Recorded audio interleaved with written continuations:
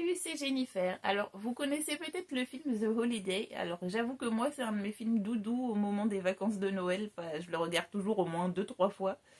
Et si vous connaissez pas l'histoire, en gros, c'est une Anglaise, Iris, et une Américaine, Amanda, malheureuses en amour, qui vont décider d'échanger leur maison le temps des vacances de Noël, histoire de se changer les idées.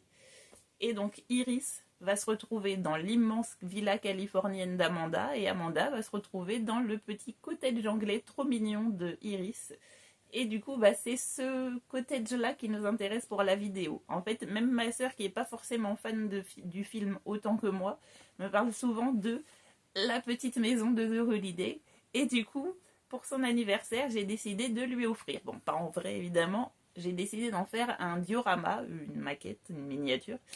Et du coup, je savais pas trop comment m'y prendre. Du coup, à la base, j'avais pas prévu d'en faire une vidéo parce que je me disais, comme j'y vais à l'aveugle, filmer des tentatives ratées, c'était pas très intéressant. Et arrivé à peu près au milieu du process de fabrication de mon diorama, je me suis dit que c'était un peu dommage quand même de pas en avoir fait une vidéo.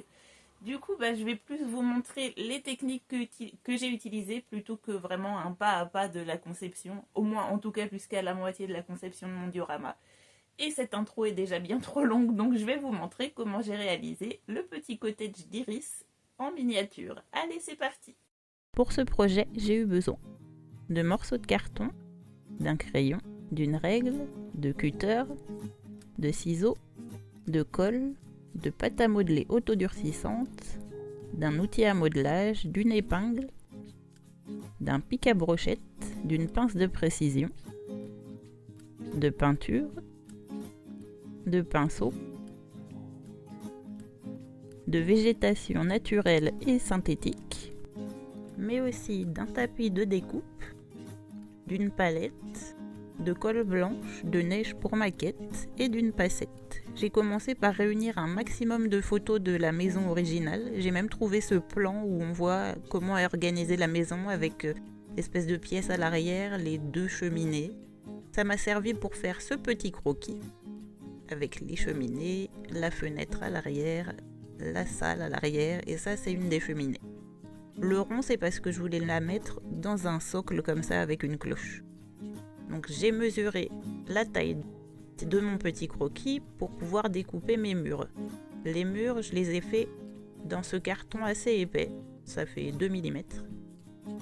Là on voit un peu mieux. Pour les cheminées j'ai doublé l'épaisseur. Et donc là, je vais vous montrer comment j'ai réalisé les murs avec les fenêtres. Donc j'ai dessiné la forme de ma fenêtre sur le carton. Je l'ai découpée. J'ai repris la forme avec un petit morceau de calque que j'ai découpé aussi. Pour les fenêtres, j'ai utilisé un carton plus fin. Du coup, j'ai reporté la forme du calque sur mon carton, j'ai dessiné ma fenêtre, je l'ai découpée et j'ai plus eu qu'à la coller à l'intérieur de mon petit trou que j'avais découpé avant. Pour le rebord de la fenêtre, voilà comment j'ai fait. Donc j'ai pris la mesure de ma fenêtre. J'ai calculé une épaisseur d'environ 1 mm pour la profondeur de la fenêtre. Et j'ai fait cette petite chose que je suis venue coller en bas de la fenêtre. Pour les vitres, j'ai utilisé cette espèce de plastique un peu rigide que j'ai collé à l'arrière de mes fenêtres. Et donc ça, c'est toutes les pièces dont je vais avoir besoin pour créer ma maison. Pour l'effet de pierre sur la façade, j'ai utilisé du Fimo Air Light. Ça a une texture un petit peu mousseuse quand vous la malaxez, mais c'est tout léger. Et donc je l'ai malaxé un peu à plat en ajoutant un peu d'eau parce que c'était un peu sec pour pouvoir l'étaler sur la façade de ma maison. J'ai utilisé l'outil de modelage pour créer une couche assez fine mais pas trop non plus, pour pouvoir créer des textures à l'intérieur en fait. J'ai essayé de pas trop en mettre sur la fenêtre. Avec mon épingle, je suis venue redessiner le tour de la fenêtre pour avoir un tour un peu propre. Puis j'ai créé une poutre au-dessus de la fenêtre. J'ai fait quelques stries à l'aide de la pointe pour faire un effet bois. Et après j'ai créé mes pierres. Je les ai faites de manière assez inégale parce que c'est pas des briques non plus, donc je les ai fait de tailles différentes. Et c'était très long à faire. Là c'est juste un petit morceau, mais j'ai dû le faire sur tous les murs de la maison, plus la pièce à l'arrière, plus les cheminées. Maintenant je vais vous montrer comment faire le toit. J'ai utilisé une pâte à modeler un peu plus épaisse. Celle-ci elle ressemble un peu plus à de l'argile, elle est plus humide et elle est moins légère quand elle sèche. Du coup j'en ai appliqué de la même manière que pour les pierres des murs, mais j'ai utilisé un peu plus de matière pour que ce soit un peu plus épais. J'ai utilisé la même base de carton de 2 mm. Puis je suis venue créer des lignes parallèles. Toujours avec mon épingle.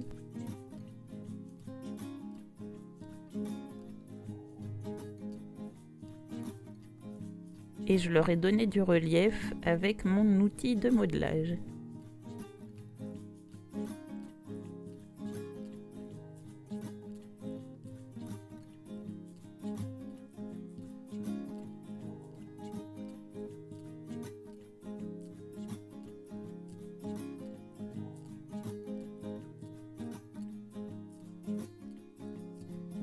Avec mon épingle, je suis venue tracer les tuiles en les mettant en quinconce au rang suivant et en alternant comme ça à chaque rang.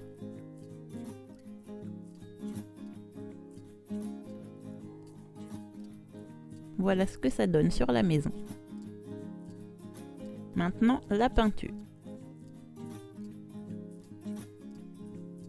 J'ai commencé par peindre les fenêtres avec un bleu clair légèrement vert. J'ai fait l'encadrement de la fenêtre plus le croisillon du milieu.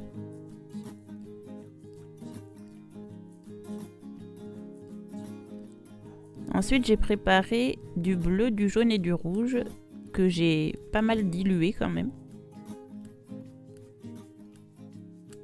Ça va permettre de faire les sous-teintes de chaque pierre pour donner un peu plus de relief à la façade. Donc j'ai commencé avec le bleu en les plaçant de manière un peu aléatoire.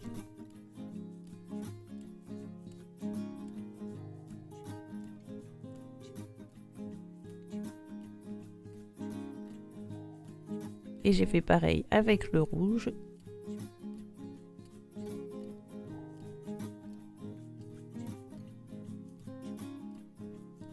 Et le jaune. Je suis venue repasser un peu de marron sur les pierres bleues parce que je les trouvais un peu trop vives. J'ai peint la poutre au-dessus de la fenêtre avec du marron. Puis j'ai préparé un espèce de beige très clair que je suis venue appliquer sur toute la surface. Comme le beige a un côté un peu transparent, du coup on voit les couleurs que j'ai fait précédemment, elles ressortent un peu et on voit que toutes les pierres sont pas exactement pareilles. Je suis venue repasser un peu de blanc, d'abord un peu humide, puis avec une brosse sèche pour donner un côté un peu usé à mes pierres. Puis j'ai teinté le bas du mur avec un peu de marron.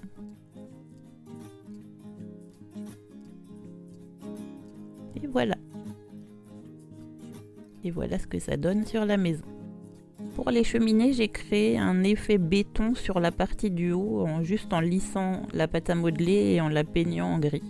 J'ai aussi ajouté des petites bandes comme ça en carton. Et pour la partie du haut, j'ai utilisé un pic à brochette que j'ai aussi utilisé pour les poutres à l'avant et les tuyaux sur la façade. Alors voilà comment j'ai fait. J'ai utilisé un cutter, j'ai coupé le pic à brochette en deux, ça se coupe assez facilement parce que c'est en bambou. Et puis je l'ai retaillé jusqu'à avoir la bonne taille et la bonne forme. Et en essayant de ne pas me couper les doigts. J'ai aussi fait des petites bûches pour l'arrière de la maison. Maintenant on va peindre le toit. J'ai utilisé du vert, du rouge, du jaune et du bleu. Donc pareil, je les ai appliqués de manière un peu aléatoire, comme pour la façade sur le mur. D'abord le bleu, le vert, le rouge. Et j'ai terminé avec le jaune. J'ai utilisé de la terre d'ombre naturelle pour peindre toute la façade, en essayant de ne pas laisser de blanc entre chaque brique, enfin chaque tuile.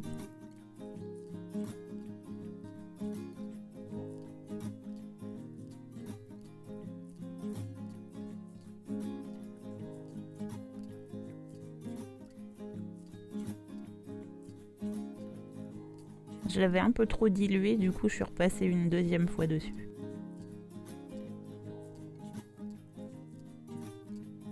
Voilà. Les nuances sont un peu moins visibles, mais bon, on les voit quand même. Et je suis repassée avec une brosse sèche et du blanc pour donner encore une fois un côté usé à mes briques, faire ressortir les reliefs.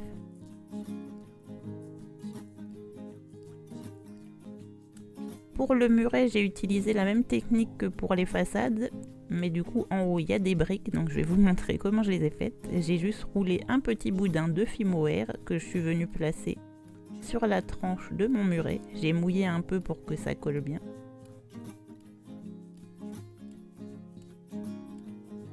Et je suis venue fixer le petit boudin en appuyant légèrement sur les côtés pour vraiment la faire coller au reste du muret.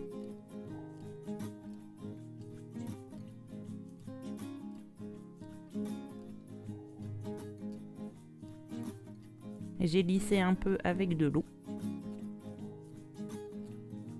Et toujours avec mon épingle, je suis venue former les briques.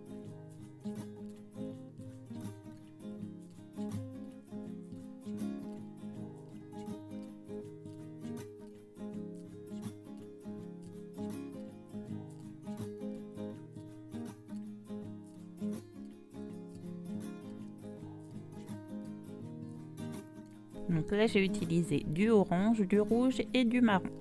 Et toujours j'ai alterné pour avoir un côté un peu irrégulier.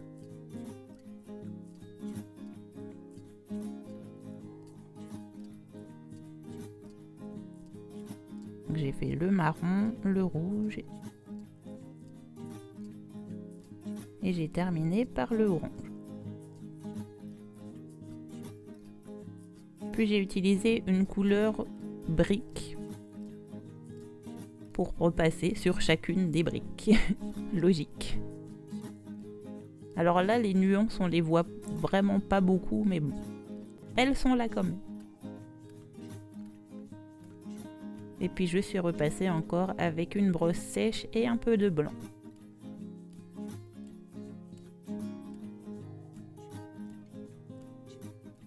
J'ai fait tout plein de petits pots de fleurs qui vont aller autour de la maison. Donc j'ai utilisé la même pâte à modeler que pour le toit. Alors là c'était vraiment très délicat parce que c'était vraiment tout petit. Pour venir les creuser, j'ai utilisé la pointe de mon pic à brochette, que j'avais un peu usé pour qu'elle soit pas trop pointue. Je suis venue tasser le fond pour que ce soit plat. Pareil avec les tout petits pots, alors ceux-là c'était vraiment pas évident. Et toujours avec ma couleur brique, je suis venue les peindre. Puis j'ai mis de la végétation à l'intérieur. J'ai mis un petit point de colle. Et avec ma pince de précision, j'ai mis mes petites touffes d'herbe à l'intérieur.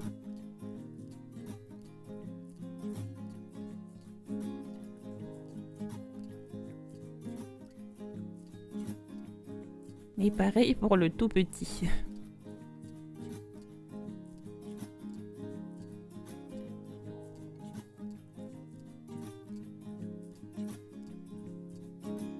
J'ai créé d'autres accessoires, toujours avec la pâte à modeler. Pour l'arbre, j'ai pris un morceau d'arbuste. J'ai juste ajouté un peu de pâte à modeler à la base pour qu'il se tienne bien. Et je l'ai teint en marron. Puis pour le socle, j'ai ajouté de la pâte à modeler dessus pour donner un espèce de petit relief. J'avais tracé la forme de ma maison pour être sûre de la placer correctement. j'ai mis de la colle en dessous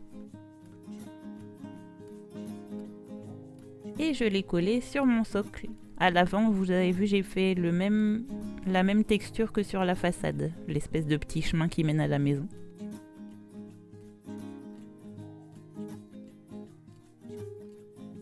Ensuite, j'ai commencé à dessiner les différents détails au niveau du sol dans le jardin. Il y a une zone qui est un peu plus en terre et de l'autre côté, on a un espèce de petit chemin en pierre. Donc j'ai donné de la texture toujours avec ma pâte à modeler.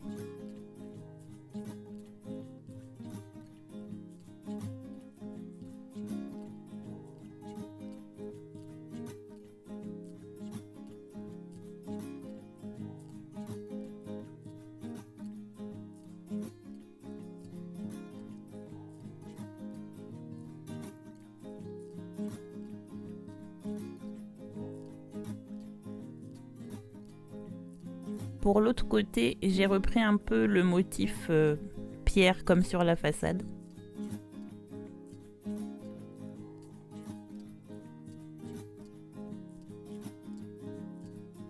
Là, j'ai pris un mélange de marron. Je ne l'ai pas trop bien mélangé pour qu'on voit quand même quelques nuances.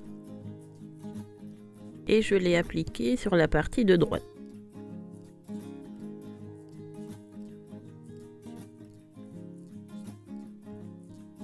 De l'autre côté, j'ai peint le petit chemin en pierre en gris. Le reste, ce sera de la végétation. Du coup, j'ai peint tout ça en vert. Je pense que cette étape n'était pas forcément très utile vu qu'il y a de la pelouse par-dessus. Mais bon, c'était au cas où la pelouse couvrait pas bien.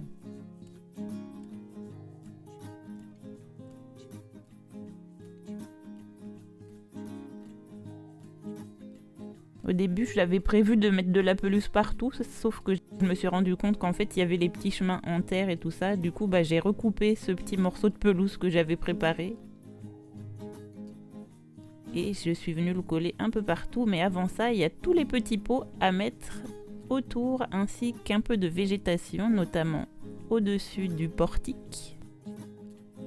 Je sais pas si on dit portique, l'espèce de petit triangle au-dessus de la porte. J'ai mis un peu de végétation sur le mur de la façade. Et j'ai collé mes pots.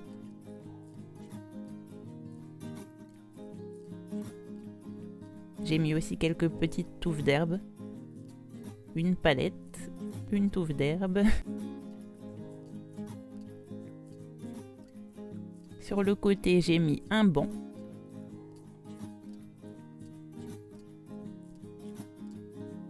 Une petite table sur laquelle j'ai mis un pot de fleurs, une petite barrière à l'arrière,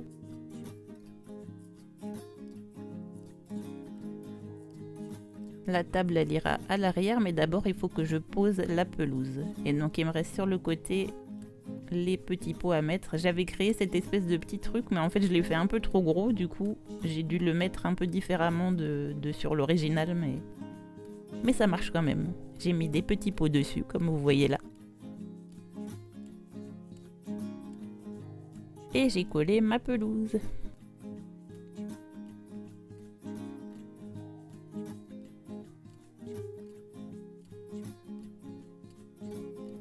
J'ai collé l'arbre avant de mettre la pelouse parce que sinon ça aurait été un peu compliqué. Il est un peu proche de la maison, mais en même temps, j'avais pas trop le choix, sinon il rentrait pas dans la boule. Donc vous avez vu, j'ai fait un petit trou pour pouvoir mettre le tronc de l'arbre dans ma pelouse. J'ai légèrement jauni la pelouse.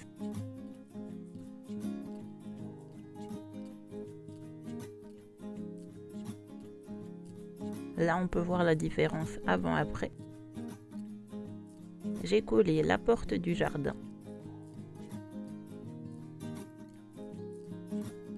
Puis le muret.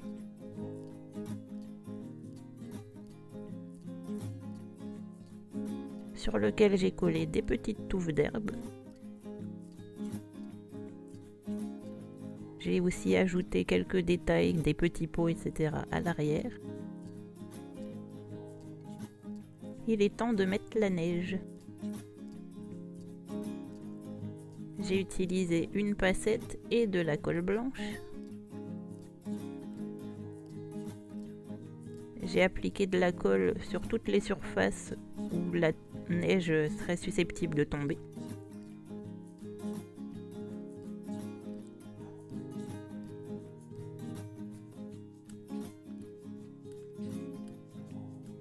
Et je l'ai saupoudré à l'aide de la passette.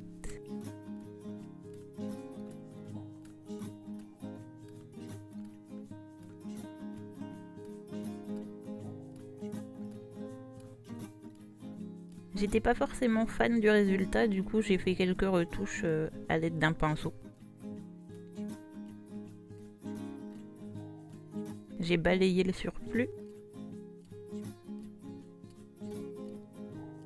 Là encore, j'étais pas encore fan du résultat, du coup j'ai légèrement poncé et je trouve que le résultat est quand même un peu mieux. Et pour finir, j'ai décidé de refaire la plaque qu'il y a sur la porte du jardin, mais en plus grand pour pouvoir la coller à l'avant du socle. Donc j'ai repris la Fimo Airlight. Je l'ai étalée un peu comme une pâte à tarte, avec le manche d'un de mes pinceaux. J'ai mesuré la taille que je voulais. Je l'ai découpée pour obtenir un rectangle.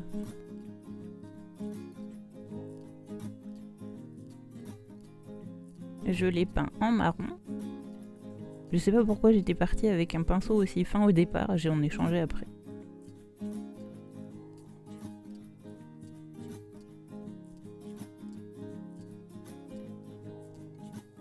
Et j'ai écrit le nom de Rose Hill Cottage, comme on voit dans le film.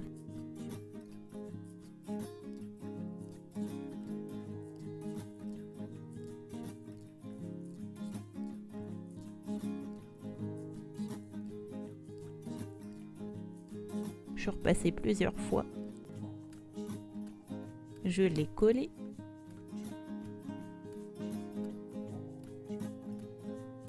Et dernière étape, j'ai mis la boule. Attention à l'arbre. Et voilà.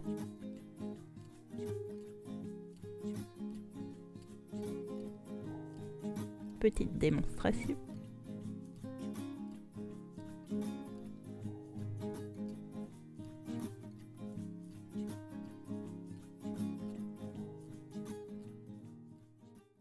Et voilà. Alors franchement je suis contente du résultat parce que comme je vous l'ai dit, je partais un peu de zéro. Enfin les dioramas j'en fais vraiment pas très souvent, du coup j'avais un peu peur de rater. Et si j'avais raté j'aurais rien eu à offrir à ma soeur pour son anniversaire. Mais ça va, j'ai réussi, ça a plu à ma soeur donc tout va bien.